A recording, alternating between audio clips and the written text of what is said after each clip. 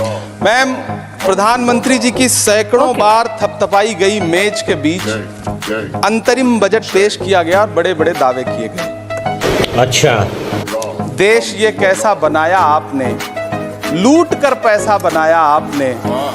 देखिए जलते दिए भी बुझ गए, अजब दीपक राग गाया आपने। क्या बात मैम, पूरा सदन अमृत काल के बजट की चर्चा कर रहा है। मैं तो गरीबों की रोटी और दाल के बजट की चर्चा करूंगा। तुम्हारी फाइलों में गांव का मौसम गुलाबी है, मगर ये आंकड़े झूठे हैं, ये दावा किताबी है। मैं इस बजट को अमीरों के लिए पेश किया गया बजट कहूंगा। इसमें गरीबों के लिए कुछ है ही नहीं। नौकरी मांगने वाले नौजवानों पर लाठियां बरसाने वालों, आपने इस बजट में युवाओं को क्या दिया? आपने पुरानी पेंशन बहाली की मांग करने वालों को क्या दिया? सालों से अपने लिए छत तलाश रहे लोगों को आपने इस बजट में क्या दिया? और फिर आपको पूरी उम्मीद है कि पूरा देश आपके इस पेश किए गए बजट पे लहालोट हो जाए, तालियां पीटे, मंगल गान गाए। कैसे संभव है? मैं सदन में खड़ा होकर के इस बजट पे चर्चा करते हुए कहना चाहता हूं कि इस बजट में फुटपाथ पर रहने वाले, छप्परों में रहने वाले, झुग्गियों में रहने वालों के लिए क्या है, उनके लिए क्या है जो प्रधानमंत्री के किए गए वायदों की बाट जोह रहे हैं। हर साल फरवरी की खूबसूरत सुबह और सजी हुई संसद से बरसते हुए झूठे वायदों की जवाबदेही कौन तय करेगा? कौन बताएगा कि 2022 में प्रधानमंत्री जी जो सबको पक्का मकान देने वाला वायदा किए थे उसका क्या हुआ? लोगों के सरों पर छत देने वाले प्रधानमंत्री जी के जुमलों से अलग उन्हें यह क्यों नहीं दिखता कि राज्यों में बैठे हुए उनके नुमाइंदे लोगों के सरों की छतें उजाड़ रहे हैं? Good question, you are a good question. Uttar Pradesh हो, असम हो, जम्मू कश्मीर हो, मध्य प्रदेश हो, भाजपा शासित राज्यों के बुलडोजर न सिर्फ लोगों के घरों को उजाड़ रहे हैं बल्कि कुचल रहे हैं लोकतंत्र को, संविधान को, अदालतों के मेयार को। मैम, मैं आंकड़ों की बाजीगरी से अलग हट करके इस बजट पर एक बात कहना चाहता हूं। चलो भाई, देखो अब मैं क्या करता। आंकड़े तो ऐसे हैं इस बजट के, ये कह रहे हैं 4 करोड़, वित्त मंत्री जी 3 करोड़ कहती हैं, प्रधानमंत्री जी 4 करोड़ कहते हैं। पहले तो आप इस झूठ में ही आपस में ही सलट लीजिए कि 4 करोड़ सही है या 3 करोड़ सही है। झूठ पे झूठ, झूठ पे झूठ बोलती जा रही है, शर्म नहीं आती? आंकड़े तो ऐसे हैं इस बजट के मैम कि जो सुने वो बस पथराई आंखें लेकर किंग कर्तव्य विमूढ़ हो जाए। लेकिन झील में पानी बरसता है हमारे देश में, झील में पानी बरसता है हमारे देश में, खेत पानी को तरसता है हमारे देश में, जिंदगी का हाल खस्ता है हमारे देश में, दूध महंगा खून सस्ता है हमारे देश में। क्या बात है सर, क्या बात है सर।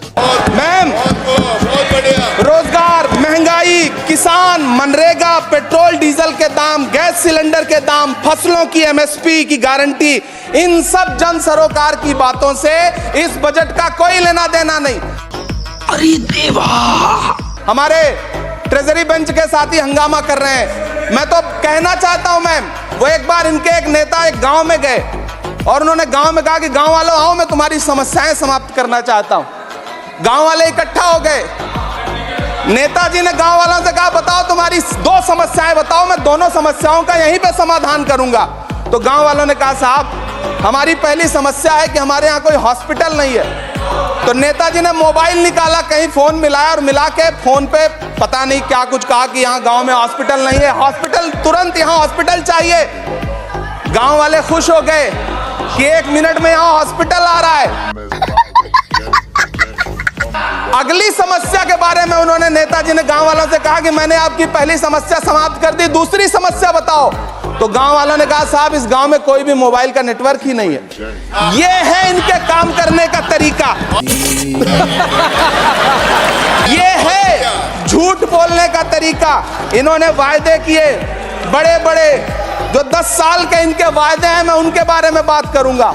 आइए देखते हैं, मजा आएगा। वायदों से ज्यादा इनके नारों पे बात करूंगा। पहला नारा था बहुत हुई महंगाई की मार, अब की बार मोदी सरकार। आइए इस नारे की समीक्षा करते हैं। पेट्रोल, डीजल, गैस, ये तो बड़ी बड़ी बातें हैं। आटा, चावल, दूध, दही, पनीर, छाछ, सब चीज पे जीएसटी।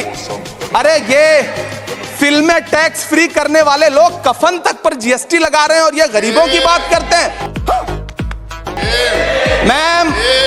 मैम, ये सरकार झूठ की सरकार है। ये सरकार के जितने दावे हैं सब खोखले हैं। आज प्रधानमंत्री जी कह रहे थे सबका साथ सबका विकास। ये कैसा सबका साथ सबका विकास है कि मौलाना आजाद नेशनल फेलोशिप आपने बंद कर दी, आपने माइनॉरिटी डिपार्टमेंट का बजट घटा दिया। आप कह रहे हैं सबका साथ सबका विकास। आप बात करते हैं बेटी बचाओ बेटी पढ़ाओ। हमारी आंखें हाथरस से लेके कठुआ से लेकर के और देश की जंतर मंतर की सड़क वो देख रहे हैं जब हमारी ओलंपिक पदक लाने वाली बेटियों को प्रधानमंत्री की चौखट पे अपना मेडल रख देना पड़ रहा है। इससे शर्मनाक क्या हो सकता है? ये बड़ी अच्छी बात है। मैम, कृषि विकास दर जो 2014 में 4.6% थी, इस वर्ष गिरकर 1.8 कैसे हो गई? क्यों हर दिन 31 किसान आत्महत्या करने को मजबूर हैं? ये सरकार उन पर क्यों बात नहीं करती? कीमत तो बहुत बढ़ गई शहरों में धान की, लेकिन विदा ना हो सकी बेटी किसान की। मौका मिला तो लोगों ने कुर्सी के वास्ते तस्वीर ही बिगाड़ दी हिंदुस्तान की। और आज बड़ी बड़ी बातें कर रहे हैं। मैं यहां पर आपसे खड़ा होकर के मैं अंत में इतना कहना चाह रहा हूं कि वित्त मंत्री जी ने बजट में ट्रेनों के डिब्बे को वंदे भारत कोच में बदलने का एक प्रस्ताव रखा अपने भाषण में। ठीक है, ये सुनने में कानों को बहुत अच्छा लगता है, लेकिन मैम, ये सरकार ट्रेनों की सुरक्षा के बुनियादी मुद्दों पर एक शब्द नहीं बोलना चाहती। बालासोर हादसे में घायल हुए लोगों की चिता की राख अभी तक ठंडी नहीं हुई है।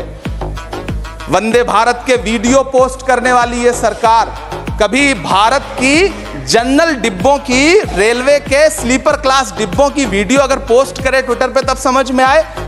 बात तो सही है। बिहार से, इलाहाबाद से, लखनऊ से दिल्ली आने वाली, मुंबई जाने वाली ट्रेनें देख लीजिए, उनकी हालत देख लीजिए, तो आपको लगेगा कि ये वही ट्रेनें हैं। आज स्थिति ये है कि रेलवे स्टेशन तो छोड़िए, रनवे पर खाना खिला रही हैं आपकी प्राइवेट एयरलाइंस। अभी आपने जुर्माना लगाया है, नोटिस दिया है एक एयरलाइंस को। यह स्थिति आपने करके रख दी है ट्रेनों की, एयरलाइंस की। ऐसे में मैम, कागजों पर तो आप कितना भी वंदे भारत और बुलेट ट्रेन सर पर दौड़ा लीजिए, लेकिन असल में भारत की ट्रेनों की डिब्बों की सवारियों की हालत देखने लायक है। अगर सरकार खुली आंखों से उसे देखना चाहे तो देखे और उनकी स्थिति सुधारे।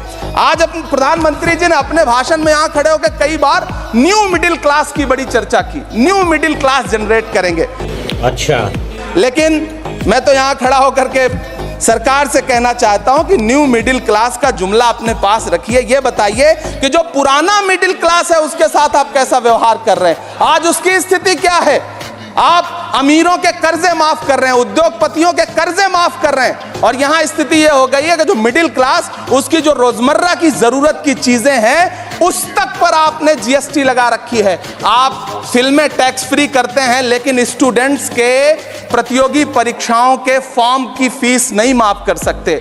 आपको बाकी जगहों पर टैक्स लेना है, हर जगह टैक्स लेना है। मिडिल क्लास से आपका कोई रिश्ता नहीं। मिडिल क्लास तो आपसे कह रहा है कि मोहब्बत, भाईचारे के दीवाने दिन ही लौटा दो, वो सस्ती दाल सब्जी के सुहाने दिन ही लौटा दो। ये अच्छे दिन तो अंबानी अडानी को मुबारक हो, हमें ऐसा करो साहब पुराने दिन ही लौटा दो। क्या बात कर रहे हैं?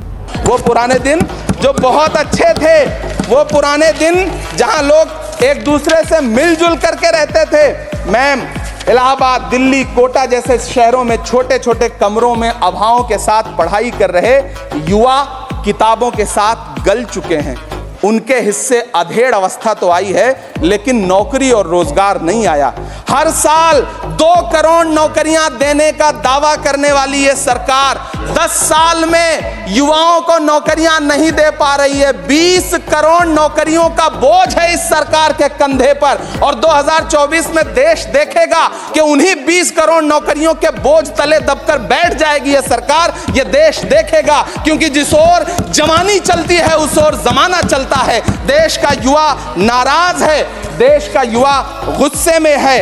ऐसे में उसकी पीड़ा को इस बजट में कहीं भी आवाज देने की कोशिश नहीं की गई। मैं आपके बीच खड़ा हूं, मैं तो वित्त मंत्री जी का भाषण सुन रहा था, ये कहा जा रहा था ये अमृत काल का बजट है, ये अमृत काल का बजट है। ये कौन सा बजट है ये बाद में तय होगा, लेकिन मैं इतना जानता हूं कि ये इस सरकार का अंतिम बजट है, ये तो धोती खोल रहा है।